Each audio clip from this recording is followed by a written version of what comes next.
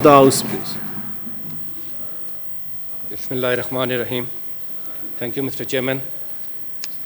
Mr. Chairman, آج پارلیمانی سال کا پہلا دن ہے.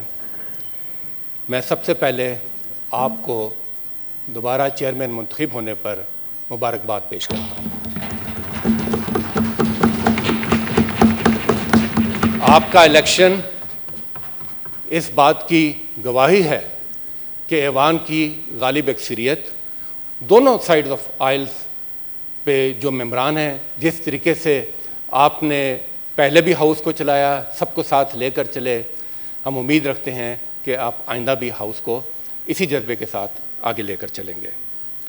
دوسرا، میں آنریبل سینیٹر یوسف رضا گیلانی صاحب کو قائد حزب اختلاف منتخب ہونے پر مبارکباد پیش کرتا ہوں اور یہ امید رکھتا ہوں کہ ان کی قیادت میں حزب اختلاف اپنا صحیح پارلیمانی اور آئینی کردار ادا کرے گی اور ایک مثبت اپوزیشن لے کر آئے گی.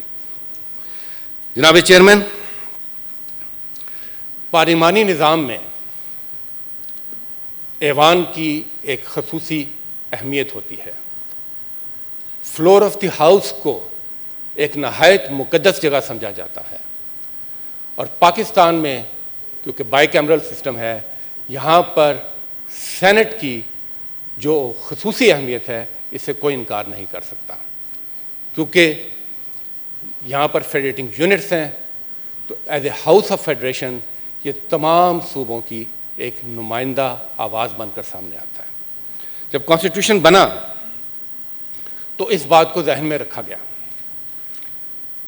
اور صرف یہاں تک نہیں کہ چاروں صوبوں کی نمائندگی ہو اس ایوان میں، ان صوبوں میں جو چھوٹی پارٹیاں ہیں ان کی متناسب نمائندگی کا بھی بھرپور خیال رکھا گیا اور یہ اس کی روح میں شامل ہے کانسٹیٹیوشن آف پاکستان میں. جناب چیئرمین، سینٹ کا الیکشن ہو گیا مگر سفر ابھی ہمارا کئی حوالے سے باقی ہے. یہ درست ہے کہ جب ایوان میں مختلف پارٹیز ہوتی ہیں، ان کے مختلف نظریات ہوتے ہیں، ان کا مختلف بیانیہ ہوتا ہے اور وہ ایک اختلاف رائے کی صورت اختیار کرتا ہے. اختلاف رائے کو بری چیز نہیں، بیانیہ رکھنا حق ہے، مگر اس بات کا ادراک بھی ضروری ہے کہ وہ بیانیہ ملک، قوم، جمہوری نظام، پارلیمانی اداروں، ان کی بہتری کے گرد گھومتا ہو اور اس میں کہیں پر بھی ذاتی، مالی یا سیاسی مفادات کی جھلک نہ نظر آتی ہو. تو جب یہ بیانیہ فلور آف دی ہاؤس پر آتا ہے تو اختلاف رائے ایک ڈیبیٹ کی شکل اختیار کرتی ہے اور اختلاف رائے سے بڑھتے ہوئے پھر اتفاق رائے کی طرف سفر شروع ہوتا ہے اور یہی جمہوریت ہے اور یہی پارلیمان کا حسن ہے. جناب چیئرمین،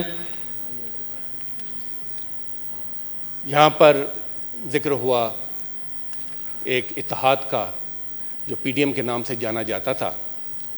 میں سمجھتا ہوں کہ اچھا ہوا کہ جماعتوں نے یہ فیصلہ کر لیا، یہ دیکھ لیا، یہ نوشتہ ادوار پڑھ لیا کہ وقت ہے کہ پارلیمان میں آیا جائے، پارلیمانی سیاست کو اپنایا جائے اور وہاں پر اپنا رول پلے کیا جائے.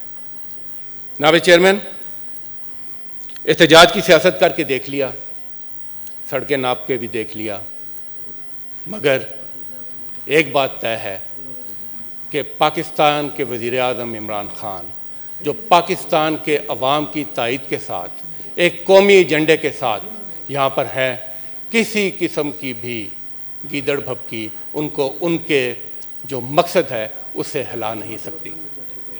جناب چیئرمین، میں توقع رکھتا ہوں کہ حزب اختلاف کی جماعتیں ایک قدم بڑھائیں گی. ہم ان کو ویلکم کرتے ہیں، ہم ان کو دعوت دیتے ہیں کہ آئیے اب ریفارمز کی طرف سفر شروع کریں. سب سے پہلے الیکٹورل ریفارمز کی طرف سفر شروع کریں. پرائم منسٹر نے ایک خط لکھا اسپیکر نیشنل اسمبلی کو, ایک پارلیمانی کمیٹی بنی الیکٹورل ریفارمز کے لیے, آئیں اس کمیٹی میں بیٹھیں, وہاں پر اپنا رول پلے کریں تاکہ اس ملک میں ہم ایک ایسے الیکٹورل نظام کو کھودا صاحب, احمد خان پلیز سنیں جی, کہ جس کے بعد الیکشن جیتنے والے اور ہارنے والے دونوں مطمئن ہوں, اور ہماری سیاست صرف الیکشن کے گرد نہ گھومے بلکہ الیکشن کے بعد کے اپنے رول کو لے کر چلتے ہوئے ملک اور قوم کی بہتری کے لیے اپنا کردار ادا کرنے کے لیے استعمال ہو.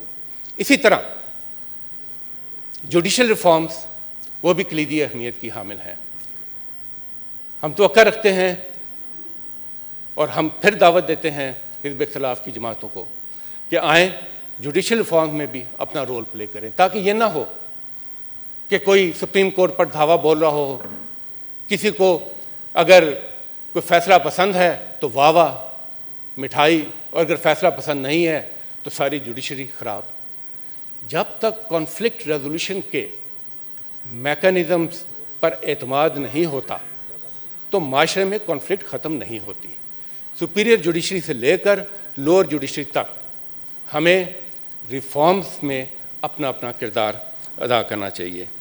آخر میں مسٹر چیئرمین, میں یہ کہنا چاہوں گا کہ پارلیمانی نظام میں حکومت اور اپوزیشن مل کر اپنا کردار ادا کرتی ہے. حکومت اپنا کردار ادا کرتی رہے گی اور اپوزیشن سے ہم توقع رکھتے ہیں کہ وہ ایک مثبت اپوزیشن کا رول پلے کریں گے. بہت بہت شکریہ. تھینک یو جی. میری